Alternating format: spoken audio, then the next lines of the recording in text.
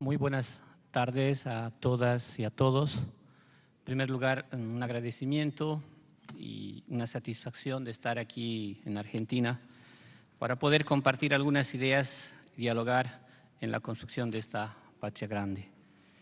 El tema que nos ha tocado es de Túpac Katari y Evo Morales. Nosotros podemos decir que estamos viviendo actualmente, y eso todos lo sabemos aquí, una crisis ambiental de la madre tierra, una crisis de una exacerbación individualista, una crisis política, económica. A la respuesta a estos problemas creados por la modernidad occidental capitalista desde las fuentes indias, indígenas, nosotros le hemos llamado descolonización. Hoy quisiera plantearles 4 rupturas que estamos caminando desde Bolivia en esta descolonización, no para pensarlas como un modelo, sino para pensarlas como un conjunto de experiencias, ejemplos que pueden ser retomados por los hermanos latinoamericanos y del mundo para enfrentar al capitalismo. La primera ruptura que estamos caminando yo la denominaría la de la pluralidad, no del pluralismo.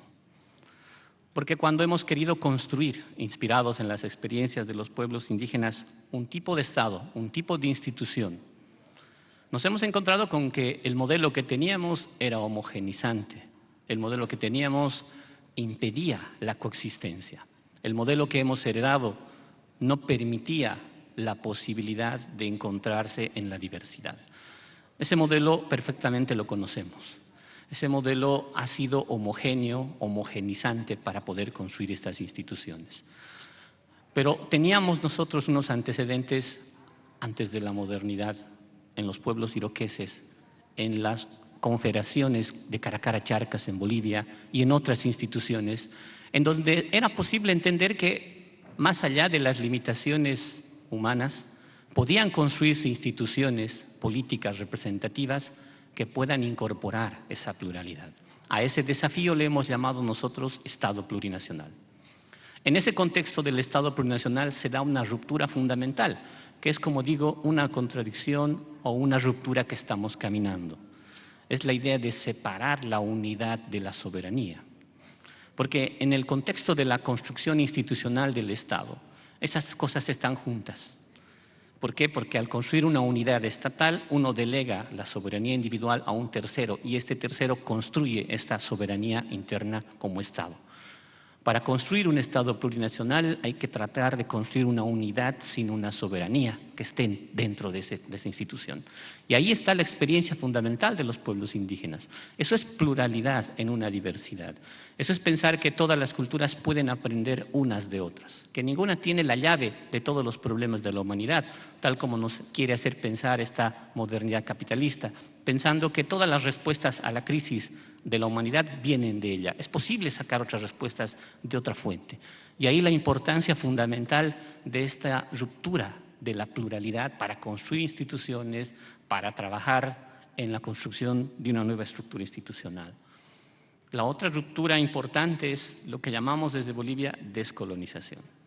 ¿Qué nos han enseñado los pueblos indígenas de su resistencia, de su batalla, de su lucha de más de 500 años? Nos han enseñado que es fundamental tener una paciencia. Es fundamental entender que la ruptura radical no significa anulación ni exterminio del otro. Es fundamental entender que muchos de los proyectos de liberación desde el siglo XVI, XVII en adelante, desde el primer momento en que pisan estas tierras los colonizadores, nos han mostrado la idea de aprender de ellos y a partir de ese aprendizaje buscar un proyecto de liberación. Ese proyecto que se estaba gestando, que lamentablemente algunos intelectuales han considerado como prepolítico, ¿por qué? Porque no teníamos una concepción, entre comillas, universalizante como planteaban los europeos. Es decir, plantear una libertad universal del ser humano, plantear la idea en términos de universalidad, asumiendo que esa universalidad es la única que le da contenido de proyecto político a algo. Creo que si nosotros recuperamos esa historia de los pueblos indígenas, entenderemos que también se dan luchas con proyectos políticos independientemente de esa lectura universalizante que plantea sobre todo el mundo europeo occidental. Entonces, ahí es donde encuentra asidero el proyecto de la descolonización. Un proyecto que, como el presidente lo planteó, es una revolución democrática cultural, que tiene que ver con otra manera de encarar el proceso de cambio, que tiene que ver con otra manera de encarar la revolución. O diríamos más bien complementar la revolución con una transformación liberadora, que es diferente, que es distinta, que busca la complementariedad, pero no la complementariedad con el capitalismo, sino la complementariedad con la vida que ha conculcado el capitalismo. Esa es la transformación, la inversión, no la anulación, la aniquilación del otro, que es la forma como el siglo XX ha pensado la revolución. Entonces, la descolonización debe partir, aprendiendo de la experiencia de los pueblos indígenas, de esta transformación liberadora, de aprender a producir de otra forma o otro sistema, otra sociedad distinta, apoyados en su experiencia, apoyados en su lucha. Por eso es que tiene sentido para nosotros hablar de descolonización, tal como lo dice esa palabra, porque expresa, manifiesta esa experiencia que hoy se convierte en un proceso político en marcha en el contexto boliviano. La otra ruptura también importante para nosotros es lo que todos conocemos como el vivir bien. El vivir bien, el sumacamaña, el sumacausay en quechua, en aymara. ¿Qué es lo que nosotros hemos aprendido? Algo que hay un debate muy fuerte en Bolivia y que me imagino que se extiende sobre la idea de si el vivir bien es un nuevo paradigma. Y la respuesta distinta es decir no, no es un nuevo paradigma. ¿Por qué razón? Porque consideramos que ahí está una lectura demasiado moderna del vivir bien. El vivir bien está instalado en el presente, justamente lo que la modernidad nos obliga a salir hacia adelante, hacia el futuro. Una salida diferente, una recuperación de la memoria del presente. Y esta recuperación de la memoria del presente nos sirve a nosotros para no depender de modelos. Esta es una experiencia fundamental. Aquellos pensadores, aquellas visiones muy occidentales que siempre han querido ver en ese pensamiento concreto una falta de universalidad y haber pensado que eso no es una forma racional de vida y más bien haber pensado que eso está superado, yo creo que en la experiencia boliviana se muestra que necesitamos volver a ese pensamiento concreto del presente y contraponerlo a esa visión universalizante. Entonces, el vivir bien tiene que estar instalado en ese presente, en esa recuperación de la vida, en esa recuperación de lo que somos, sin negarnos a nosotros. Ahí podemos encontrar, y hemos intentado debatir y discutir, la posibilidad de subvertir el consumismo, que es un elemento fundamental, la posibilidad de subvertir el individualismo, que es un elemento que cala completamente y que se articula perfectamente a esta sociedad capitalista. Y es importante entender que eso se lo está aprendiendo, se lo está trabajando, se lo está caminando desde el punto de vista de la experiencia de los pueblos indígenas. Este vivir bien que es una ruptura temporal. ¿Por qué este presente es vivo? ¿Por qué este presente es importante? Porque hay que pensarlo como una temporalidad que interpela a la historia, como una forma única de entender la temporalidad. Hay otras formas de vivir el tiempo presente sin que estén circunscritas a lo que es, digamos así, la concepción más moderna del tiempo, la historia bajo la modernidad. ¿Por qué nos interpela entonces los pueblos indígenas? ¿Por qué hoy su presencia, la forma como construyen sus usos y costumbres, cómo entienden su relación con la vida, cómo entienden su relación entre unos y otros, pueden interrumpir y pensar como otra forma alternativa de vida? Es justamente por esta ruptura que nos hacen de manera abrupta. Cuando nosotros entramos en relación, cuando aprendemos de ellos, cuando dialogamos con ellos, entendemos que hay otra manera de vivir esa temporalidad. No es la manera moderna bajo la historia. Esto es un debate fuerte que yo trato de sintetizar, que hoy en día se está dando en Bolivia. Evidentemente, la construcción institucional efectiva es compleja. Evidentemente, las instituciones que nosotros hemos empezado a perfilar muestran esta tensión, muestran estas dificultades. Pero aquí hay que leer un poco qué es lo que interpela al pensamiento indígena indio, qué es lo que interpela la experiencia, a dónde apunta, qué podemos construir, cómo podemos hacer para trabajar desde eso. El cuarto elemento fundamental que también involucra esta ruptura, esta ruptura que estamos caminando, yo la llamaría como la irrupción del espiritual. Este es un elemento tal vez muy poco meditado, aunque presente siempre. Y ha salido de nuestra propia experiencia. Cuando nosotros decidimos construir un Estado plurinacional, cuando nosotros decidimos construir una política descolonizadora, cuando nosotros queremos construir una economía comunitaria, un Estado socialista comunitario, empezamos a entender que no tenemos modelos delante nuestro. Empezamos a entender que no tenemos una guía a priori que nos permita definir cuáles son los pasos para poder ir en ese camino, en ese objetivo o hacia ese horizonte. Entonces encontramos que es necesario que cualquier proyecto de liberación, de transformación, de cambio, pueda también asentarse en una visión de lo inédito. Es decir, trabajar sobre algo que no existe todavía, apostar por algo que no tiene forma todavía. ¿Y eso qué significa en un plano concreto para nosotros existencial? Recuperar la dimensión espiritual de la vida. No como lo ha arrinconado la sociedad occidental moderna, como una forma antropocéntrica de creer en Dios, no como lo ha arrinconado a un elemento privado de la experiencia de la vida, sino sobre todo, como dicen los hermanos, una dimensión de la realidad. Es entrar en contacto con una dimensión de la realidad que es necesaria para tener una actitud crítica, propositiva, transformadora, que no nos devuelva a una visión o no nos haga caer en una contradicción al querer construir un proyecto de transformación y de liberación utilizando un modelo para poder transformar esa misma realidad.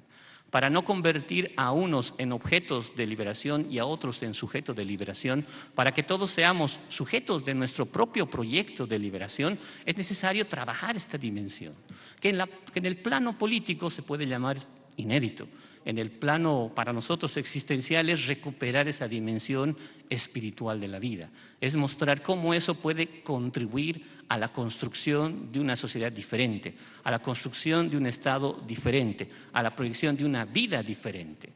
La modernidad, sobre todo, ha roto esas cosas. Lo que los pueblos indígenas hoy nos traen nos recuperan esas experiencias. No es que las hemos abandonado, no es que simplemente son únicas, sino que los pueblos indígenas las traen de una manera que nosotros ya las hemos olvidado, que nosotros las hemos externalizado, que a nosotros nos han dicho que esas cosas hay que superar, hay que olvidar y no tienen cabida hoy en esta política o en esta vida.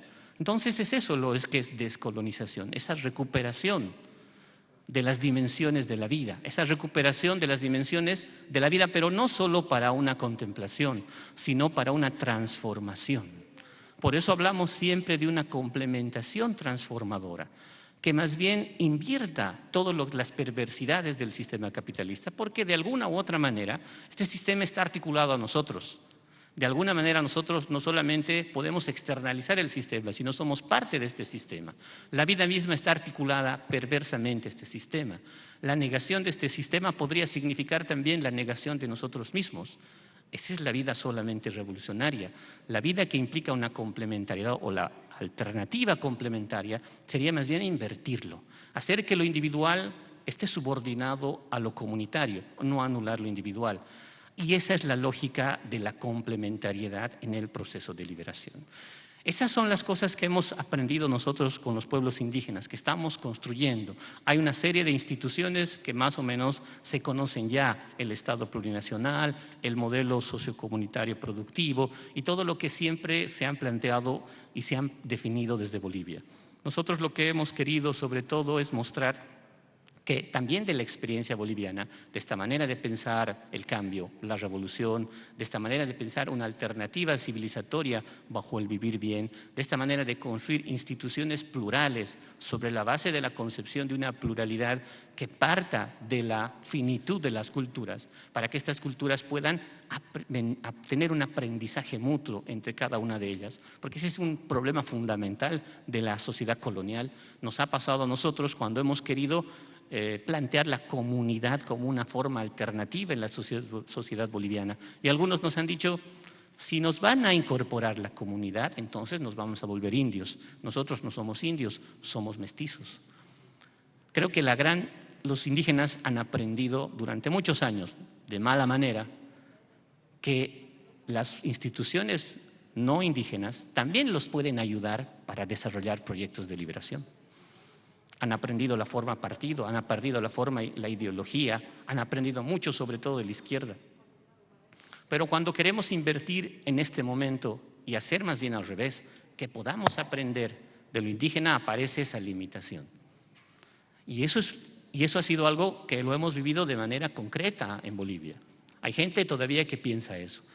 La experiencia es que uno puede aprender del otro, partiendo de que no es capaz de responder ni asumir todas las preguntas que se plantea la vida y que puede aprender de la otra cultura. En ese sentido, esta visión de pluralidad es vital para construir un Estado, es vital para construir instituciones, es vital para construir políticas de intraculturalidad o de interculturalidad en el caso boliviano. Entonces nos planteamos esa visión, ese derrotero, ese horizonte. Lo hemos pensado de esa manera y estamos justamente caminando en ese sentido. Y justamente en ese contexto hay que pensar esa experiencia de la descolonización como una lección de los pueblos indígenas a su resistencia, que hoy no pasan a su resistencia, sino que construyen instituciones, desafían procesos. Por eso yo he llamado 4 rupturas que estamos caminando, porque son procesos que no han acabado, son procesos que no culminan, son procesos inéditos, son procesos sin modelo, son procesos que se complementan, son procesos que buscan una coexistencia, no son procesos que anulan, no son procesos que dividen. Aprender de eso para transformar el sistema capitalista es una lección vital para nosotros. Yo solo he querido extrapolar de manera un poco más reflexiva estas experiencias bolivianas, porque creo que más allá de lo que se ha avanzado institucional y concretamente, también se puede avanzar en el pensamiento, es decir, convertir la experiencia boliviana en un conjunto de reflexiones y de pensamientos que nos permita compartir, reflexionar con todas y todos y a partir de eso salir del sistema capitalista actual. Muchas gracias. Muy bueno.